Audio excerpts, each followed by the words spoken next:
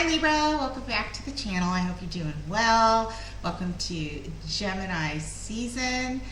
I will get into the horoscope reading here in just a second, but I wanted to thank you all for being here. If you're new, please like, subscribe, and share. I'd be very grateful. Comment down below. It helps me as I build the channel. YouTube likes all of this activity. It notices it. So I am grateful if you do that regularly and if you would do that now. Also, if you're interested in a personal reading, head over to my website at jovesstar.com. That's JOVSSTAR.com, and send me a message in the contact section and I'll get right back to you. I'd love to read for you.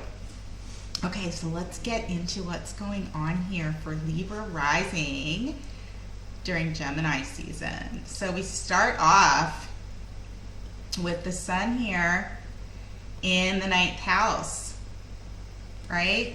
So this is giving you the opportunity to see the bigger picture, to learn more about maybe what has gone on for you in the last few months during these eclipses.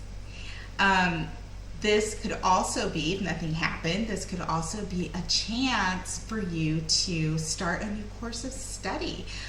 Take a long distance trip. Very active time in Gemini season, so a lot of socializing and moving around and thinking and learning and processing. And in the 9th house, this is an opportunity to expand your understanding and your reach of concepts that you either need to explore and understand or that you choose to explore and understand. Mercury starts off the month in Gemini. Of course, Mercury is in retrograde.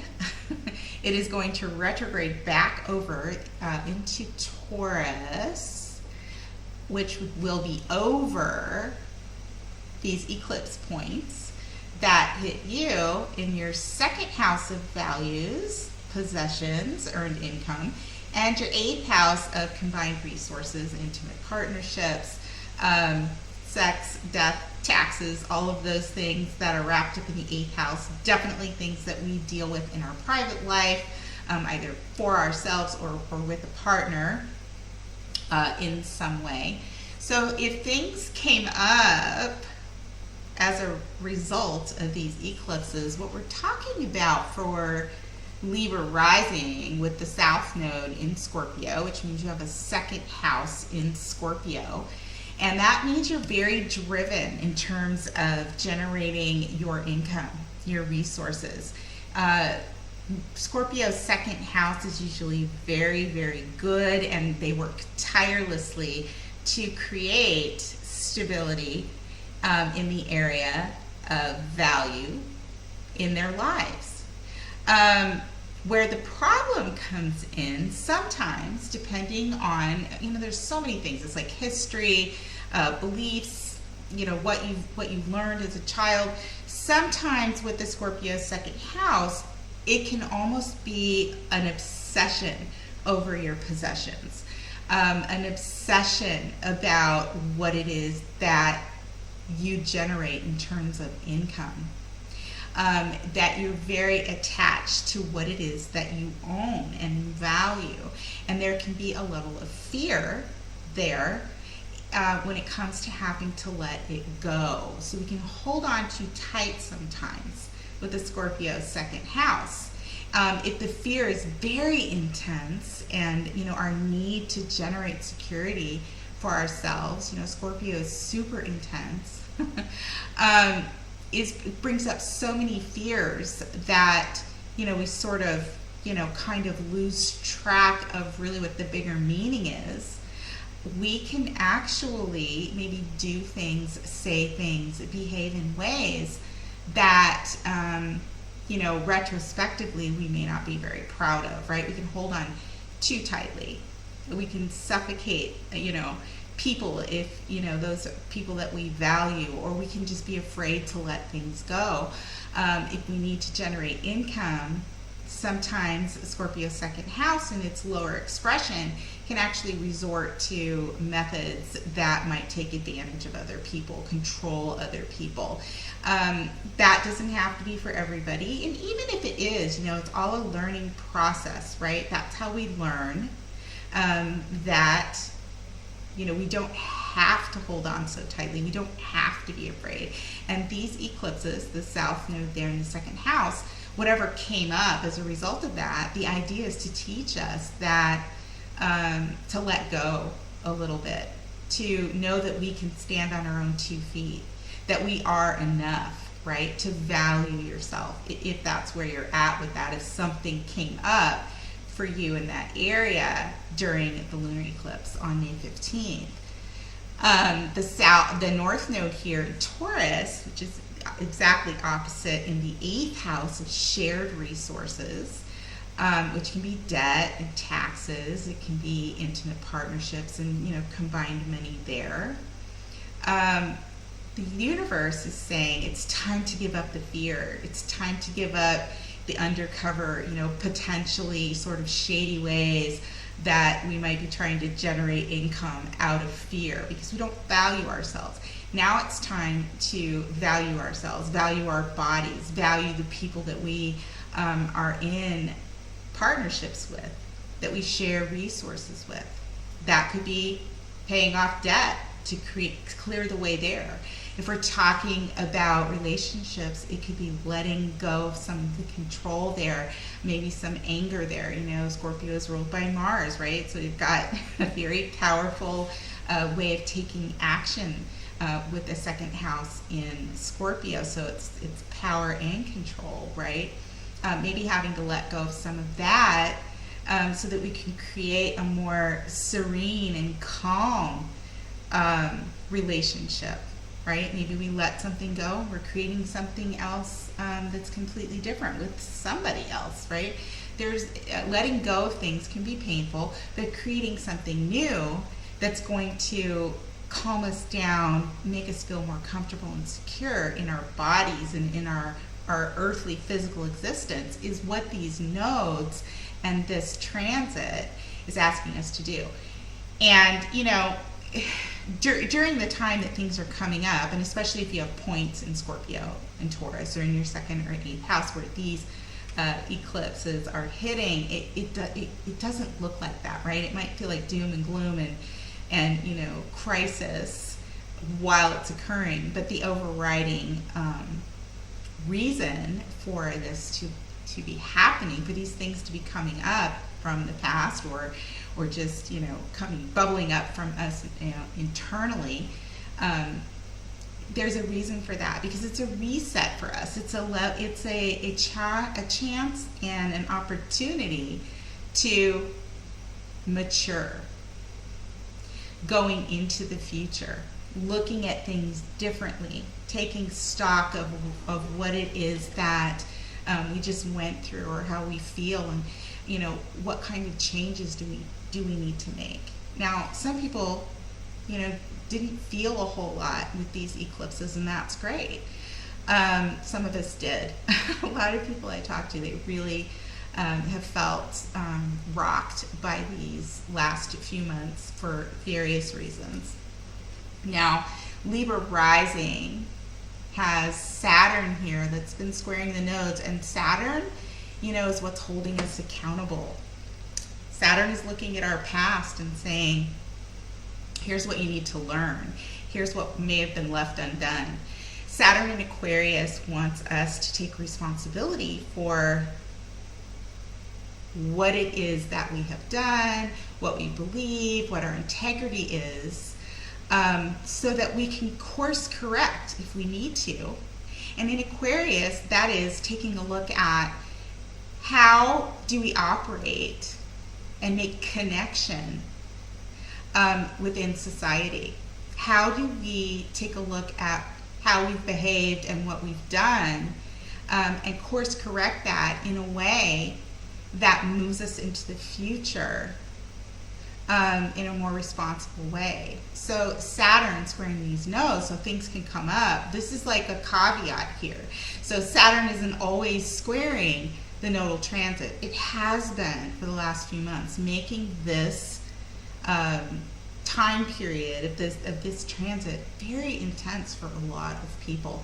For Libra rising, Saturn is transiting in your 5th house of romance, of creativity, of children. It is the house of joy and pleasure, so it may not be as intense, the things that are coming up. You know, if we have had some friction in a romantic relationship, that might be a little bit painful. Or if we've had to sort of change the way we do things so that we can solidify a romantic relationship, you know, letting go of some of what is ours, you know, so we can combine into ours together. You know, that's a bit of a change. Whether it is a creative project that you're having to rework or work really hard on, Saturn wants you to work really hard on something. It doesn't have to be a scary or tough situation, but it does require hard work.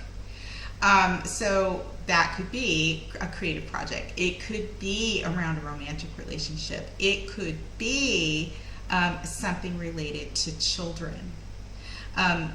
Things could have been coming up the last few months, reminding us that we still have tweaks to make, right? And that's okay. That's all part of the evolutionary process. So I'd love to hear if any of those things have been occurring for any of you Libra risings out there, and if so, what they are. Is it more centered around finances and resources, or is it more centered around love and relationships? Libra rising being ruled by Venus, it's going to be one or the other, right? All Venusian things, which are, you know, primarily, you know, the categories are money, resources, value, love, relationships. Now, in the sign of Taurus, from what I have been hearing from most people, is there's definitely a financial, overriding financial theme here. And maybe there's a relationship involved in that. But, you know, with everything going on, with all the shortage in resources, with rents climbing, with, you know, mortgage rates going up, you know, not enough housing to support the demand, all of those are Taurian things, right? A lot of changes. A lot of instability there, right, which we can attribute to Uranus there, traveling with the nodes. Those kinds of things could be coming up. So being a Venus-ruled sign, it could be one or the other of those things, and chances are it is for Libra rising. Since Venus rules your sign, it's going to be themes around value and love. Now we have had Venus. We started off with Venus in Aries at the beginning of the month, and that was in your 7th house of relationships and partnerships. Now Jupiter is there, Chiron is there. This is an area, and Aries energy can either spice things up and move things along, make you feel very, you know, give you a lot of vitality and energy. But Aries is all about you, so it can also cause actions based on, you know, just considering how you feel or what you want. Or you could have somebody, you know, in a relationship or a partnership that is really operating based on only what's good for them. And then that can cause friction, right? And Aries energy being ruled by Mars. Mars is the god of war. And it could get a little sticky, right? So if you're in a bad place in a relationship or a partnership, be really, really careful of aggression and arguments and actually physical fights, right? That would be something to watch out for if you're not in a good place or if you're working through a tough relationship or partnership situations. Also, the 7th house is legal issues too, so try and, you know, keep your cool if there's a legal issue coming up. It never helps if you lose your cool in a court of law, right? Just play it cool, which Libra rising can do. Again, they operate as a ruler, you know, with the ruler of Venus, so they can smooth things over. They can present themselves in a very balanced way. And with the sun there in the 9th house in Gemini, this gives them quick thinking, and they can, you know, clear ability to communicate, especially once Mercury comes out of retrograde, which will be on June 3rd now. It will come out of retrograde in Taurus and move forward into Gemini. But it's coming out of retrograde, which is huge, right? So if we felt any confusion in our mind, or if there have been any misunderstandings that we need to clear up, or we might now decide, okay, now I know what I want to study. I know how I need to broaden my horizons and my mind. I now see the bigger picture. This is good, right? Once Mercury goes direct, and then definitely in there into the 9th house with the sun, this just sort of sharpens up your mind and your ability to communicate. And having a Gemini 9th house, you're going to process in your mind and learn it very, very quickly. Venus is going to move into Taurus, which is its home sign. It's at home in Taurus. It loves it in Taurus. And that's going to settle down, some of that passion, if that's what was going on in the 7th house. But, it's going to bring it down to a place where you can be in a more stable, serene, comfortable place, get down to business, solidify a relationship, truly combine resources if that's what's going on, or enter into a space where you can negotiate something, equally and in a balanced way. If you're in a situation where you're having to pay off debt or sort through a shared situation, shared money, like if you decided to separate or break up a marriage or sell a home, Venus going into Taurus now allows you to do that in a much more practical way, coming out of fiery Aries. So that is what's going on for Libra rising in Gemini season. I'd love to hear how this is affecting all of you. What is going on in your life? Tell me, were you affected by the nodes? If you pull out your birth chart, take a look and see if you have any points or planets in the 2nd house in Scorpio or the 8th house in Taurus, and try and relate back. Did I have any issues with my finances or relationships, right? Also, too, the 8th house, I should mention, 8th house is soul connections, too. So, 2nd and 8th house, in a sort of a 5D way, right, in a soulful way, can represent soul connections. So, there could have been a releasing of, or a coming together and solidifying of some kind of soul connection, soulmate relationship. That would be something that would be very interesting and cool if it worked out the way that you wanted it to. So yeah, if something like that's going on, throw that down. I'd love to hear about that. We have a full moon in Sagittarius coming up in the middle of the month. We have a new moon in Cancer at the end of the month. Cancer is definitely going to put us down into our feelings a little bit.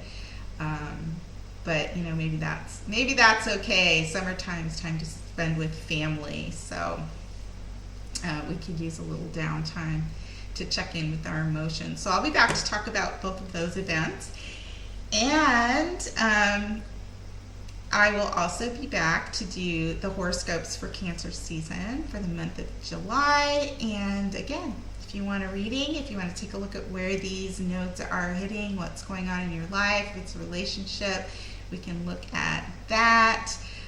What's going on in the year ahead. If you're having a birthday, head over to my website, jovistar.com, and send me a message. And until then, take good care, and I will see you next time. Bye.